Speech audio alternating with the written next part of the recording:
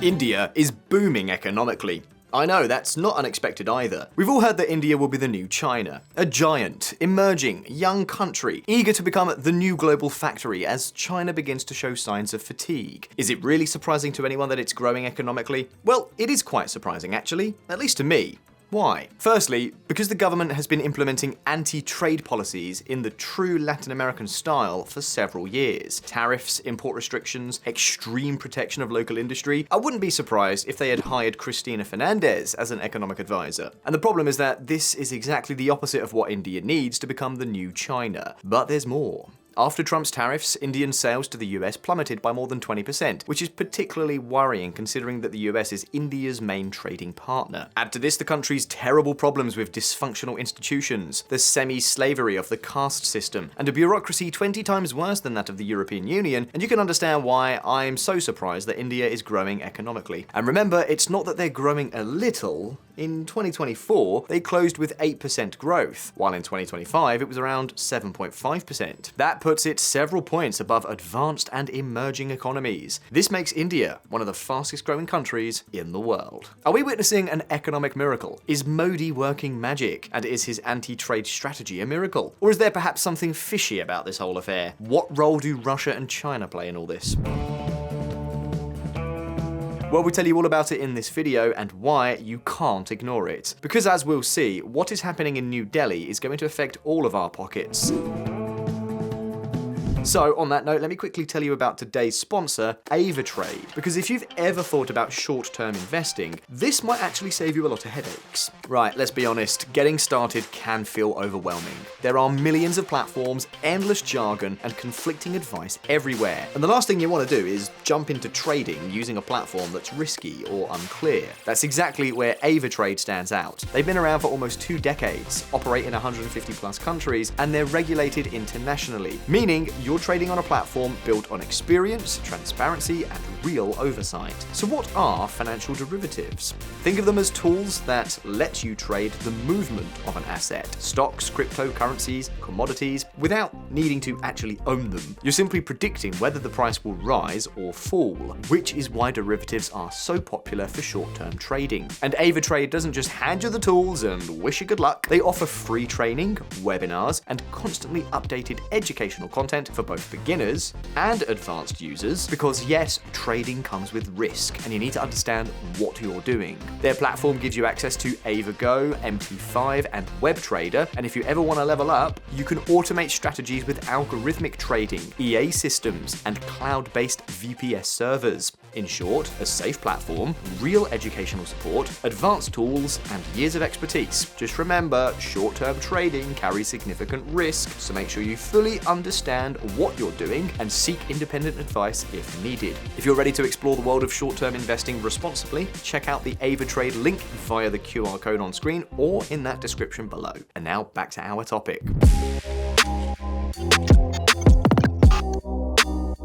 Why is Narendra Modi closing India commercially? No, it has nothing to do with him hiring Cristina as an advisor. That was just a joke. The real reason is economic nationalism. India is a nationalist country at its core. Since gaining independence from the British Empire in 1947, it has been clear that if Indians really wanted to be free, they also had to control their economy. The formula was clear: produce their own goods, consume their own goods, and depend as little as possible on foreign countries. For decades, this mentality guided the country's economic policy, and although this fierce protectionism ended up stifling the economy to the point of entering a severe economic crisis in the 1990s, the underlying sentiment that ours first mentality never completely disappeared. It remained there, like a smouldering flame, waiting for the moment to reignite, and that moment came with Narendra Modi. Since coming to power in 2014, his message has been clear. India must stop being just a promise and become a powerhouse. But of course, 12 years have passed since then, and there hasn't been any major change in sight. Nevertheless, in 2020, in the midst of the pandemic and with supply chains broken, Modi took decisive action and launched the Self-Reliant India strategy. The idea was clear: don't depend on the outside world. Design key technologies at home, build a strong domestic industry, and shield yourself from external shocks. This went so far as to include manufacturing their own COVID vaccines. But is this even possible? Could India really manufacture most of the products it consumes? Well, this is not the first time Modi had tried to boost domestic industry. In 2014, he launched a flagship program known as Make in India, which is still in place today. The goal was to increase the manufacturing industry's share of GDP from 16% to 25% by 2047. And the results? Well, there are reasons to raise an eyebrow. Just a few years ago, India imported most of its electronics. These days, 99% of the cell phones sold in the country are manufactured within its borders. What's more, even Apple, the poster child of Made in China, has moved part of its production to the subcontinent. Make in India initiative has created a favorable environment for global and domestic manufacturers. The president got himself neck deep in industry. He liberalized sectors, launched million-dollar investment packages, and forced large companies to collaborate with local partners if they wanted to do business in the country. Yes, this is a Made in India copy of the Made in China model. However, unlike China, India has not managed to attract foreign capital as it would have liked. Why? Well, due to news like this.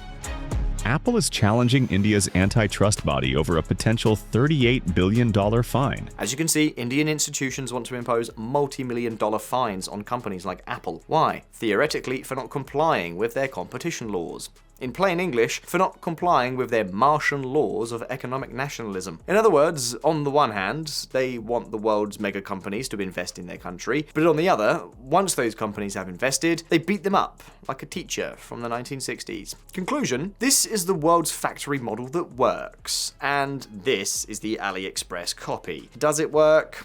Yes, but to a limited extent. It does the basics, but don't expect spectacular success. Now, if this semi-opening up was already problematic in itself, then the man who is involved in everything came to finish it off.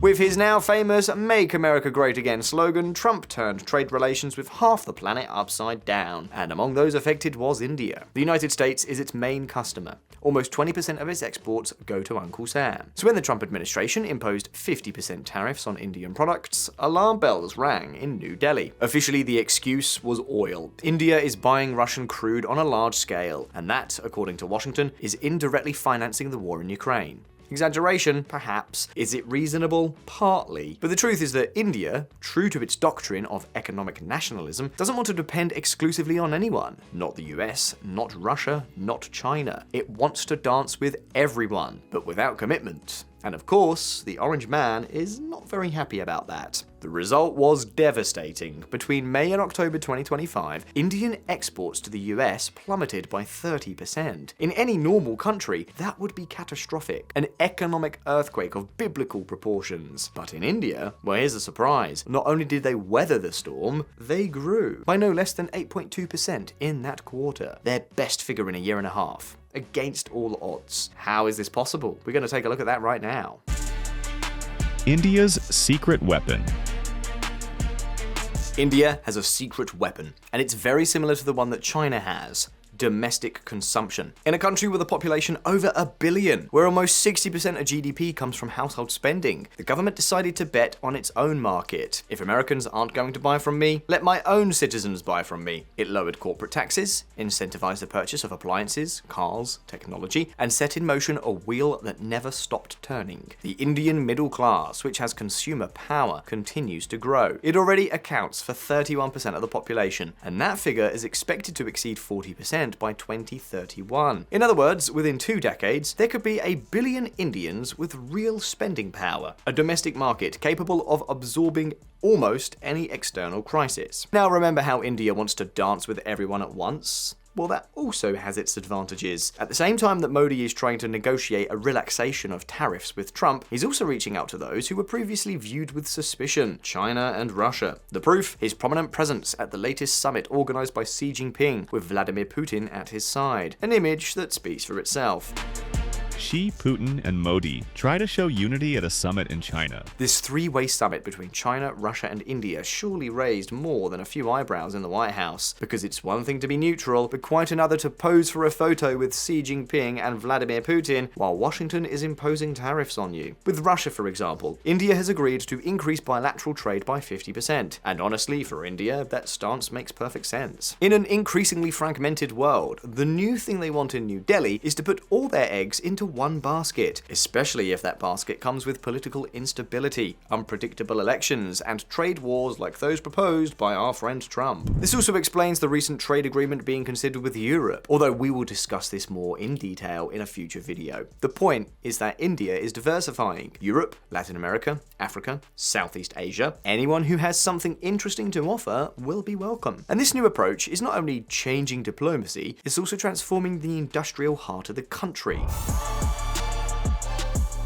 Indian companies, which used to focus more on competing with low prices, are now being pushed to innovate. And yes, that's because they are protected, true, but they also face an increasingly demanding domestic market. The results? By January 2025, there were already more than 35,000 technology companies in the country. More than 4,000 of them are dedicated to cutting-edge fields such as artificial intelligence and quantum computing. And it's not just quantity. India is already third in the world in terms of creating unicorns. Those companies valued at more than $1 billion. Only the United States and China are ahead of it, and not by much. The government's commitment to technology is such that it has decided to get fully involved in the semiconductor industry. And pay attention, because this is no smoke and mirrors. Micron Technologies, Amazon, Google, they're all positioning themselves so as not to be left out. Microsoft invests $17.5 billion in India to spread AI on a population scale. So far, it all sounds like the script for an epic movie, overcoming adversity, growth, technology, and resilience. But you know how movies work. In the second act, problems always arise. And in this case, the first crack also has the name of a movie, but in this case, a horror film, Ghost Towns. In order to attract big tech companies, India is building its own Silicon Valleys, gigantic technology parks with modern infrastructure and shiny logos. The problem? Many of them are empty. Literally. Because cheap land, tax incentives, and fiber optics are not enough. Something much more complicated is needed. Talent. Skilled people. Despite its 1.5 billion inhabitants, the country suffers from a chronic shortage of skilled labor. The illiteracy rate is around 25%. And of course, you can have the most advanced robots in the world, but if you don't have anyone who knows how to program or maintain them, they're pretty useless. This turns India's demographic advantage, its massive and ambitious youth, into a double-edged sword. Because training hundreds of millions of people is not something that can be done with a couple of reforms and a few motivational speeches. Many families simply cannot afford it. They prefer their children to work from a young age to contribute to the family economy. And that brings us to another uncomfortable point: inequality.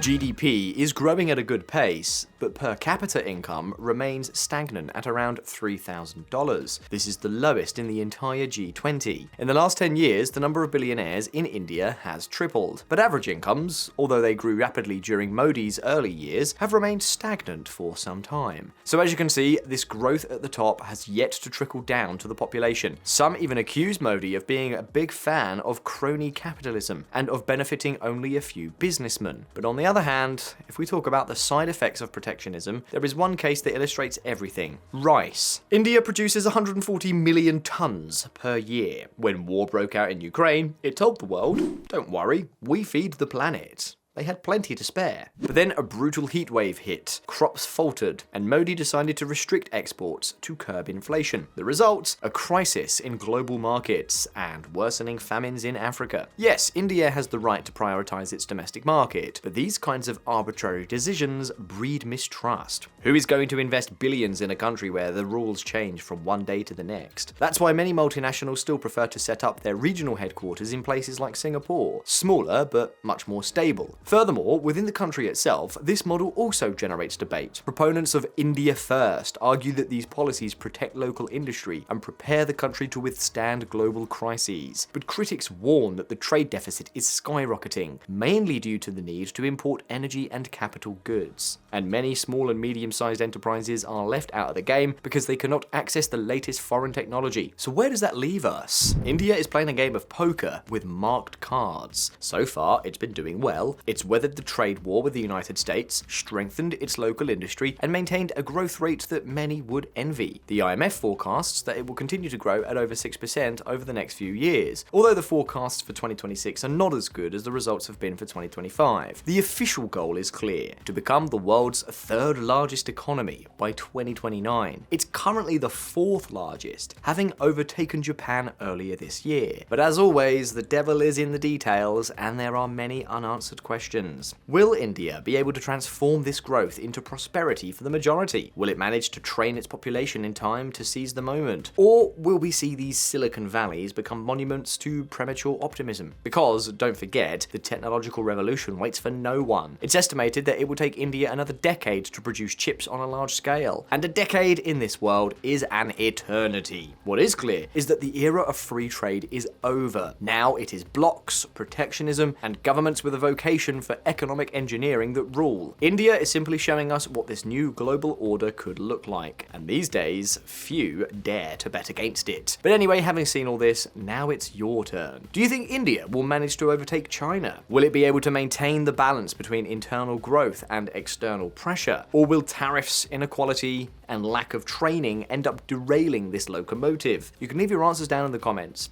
And as always, don't forget that here on VisualEconomik, we release new videos every single week. So subscribe to this channel and click on the bell icon so you don't miss any of our updates. If you like this video, click like, and I'll see you in the next one. Take care. I'll see you next time.